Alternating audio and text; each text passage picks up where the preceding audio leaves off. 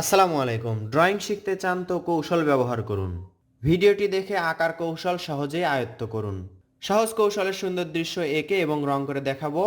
শুরু থেকে শেষ পর্যন্ত দেখে বুঝতে পারবেন।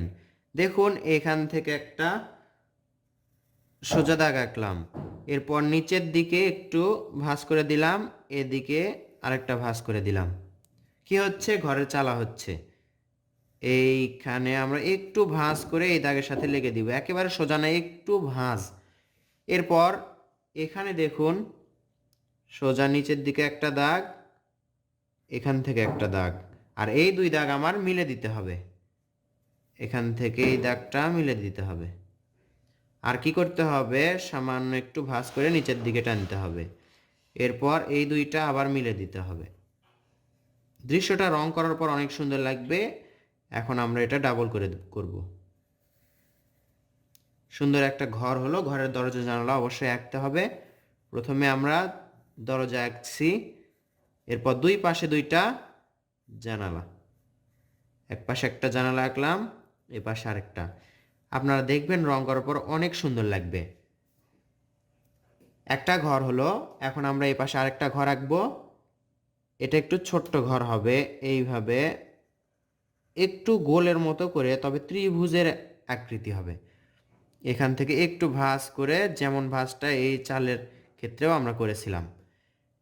সোজা একটা দাগ, এখান থেকে আরেকটা দাগ, একই রকম করে আমরা এখন সোজা করব। এদিকে একটু, এদিকে একটু, এই দুইটা লাগাই দিব। আর নিচের দাগটা কি করব? এটার মতোই ডাবল করব। আশা করছি আমি বোঝাতে পারছি আপনাদেরকে। এটাতেও একই রকম করেই দরজা জানালা আঁকতে হবে।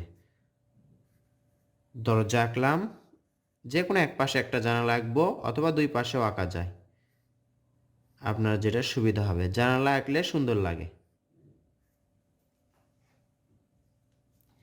এই ঘরের উপরে বা পিছনে আমরা কলার গাছ আঁকবো। কলার গাছের পাতা আঁকলেই হবে। এইভাবে দাগ কিন্তু আপনারা আঁকতে পারবেন। আমি মনে করি এটা সবচেয়ে সহজ আঁকা, কলার গাছের পাতা আঁকা।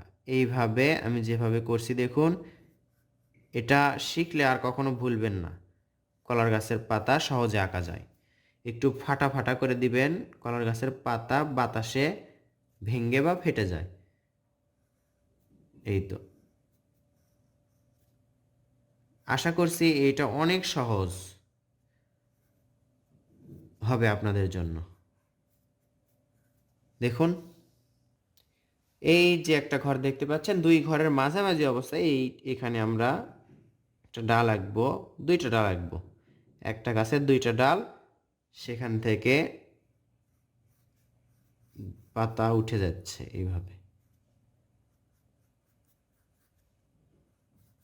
এইভাবে পাতা আঁকলাম এখানে। এই তো হয়ে গেল। কঠিন কাজই শেষ। এখন আমাদের সহজ কাজ কোনটা? এখান থেকে দেখুন, এইভাবে এভাবে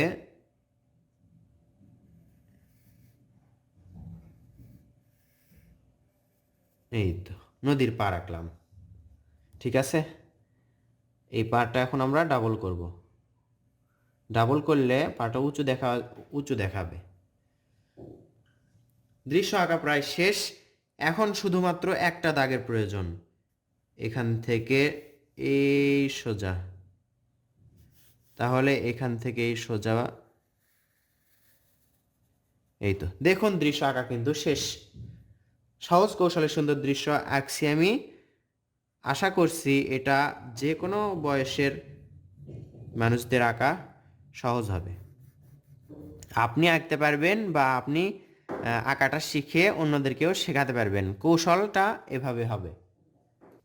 এই যে দূরের গাছপালাগুলো দেখতে পাচ্ছেন, এর মাঝে যদি একটা সুন্দর লাল সূর্য আঁকা যায়, তাহলে তো আরও সুন্দর লাগবে। চাইলে আকাশে পাখি আঁকা যায়, সুন্দর মেঘ আঁকা যায়, এখানে নৌকা দেওয়া যায়, কিন্তু আমরা তা করব না। কেন করব না? কারণ দৃশ্যটি যত সুন্দর করা হবে তত কঠিন হয়ে যাবে, বেশি সময়ও লাগবে। অল্প সময়ের মধ্যে সুন্দর এই দৃশ্যটি আমরা আঁকলাম। এখন যদি রং করে দেখি, দেখতে ঠিক এরকম হবে। তো বন্ধুরা দেখুন, এই দৃশ্যটি সহজ কৌশলে একে আপনাদেরকে দেখালাম এবং রং করে দেখালাম। আশা করছি আপনাদের ভালো লাগলো। কেমন লাগলো অবশ্যই কমেন্ট করে জানাবেন।